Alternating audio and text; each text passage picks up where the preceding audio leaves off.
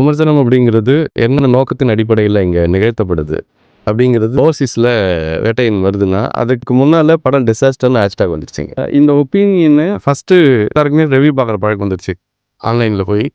நீங்க உள்ள போறப்போ ஃபர்ஸ்ட்டு உங்க மைண்ட் செட் என்னன்னா, இந்த படம் டிசாஸ்டர் அப்படிங்கிறது தான் ஃபர்ஸ்ட்டு டே. இத மாறுறதுக்கு 2 நாள் ஆச்சு. இது ஒரு பெரிய படம். அதனால 2 நாள் இல்ல 5 நாள் அது உயிரோட இருக்குது. இது ஒரு சின்ன படமா இருந்து நிகழுதுன்னா, 2 நாள்ன்றது அதுக்கு ரொம்ப பெரிய டைம் ஜோன். அதில அந்த ஒப்பீனியன் ஃபார்ம் ஆயிடுச்சு அப்படின்னா, அந்த ஒப்பீனியன மாத்துற சக்தி அங்க இருக்காது. ஏன்னா தியேட்டர் கம்மியா இருக்கும். ஷோஸ் கம்மியா இருக்கும். நெறைய பிராக்டிகல் பிரச்சனை இருக்கு.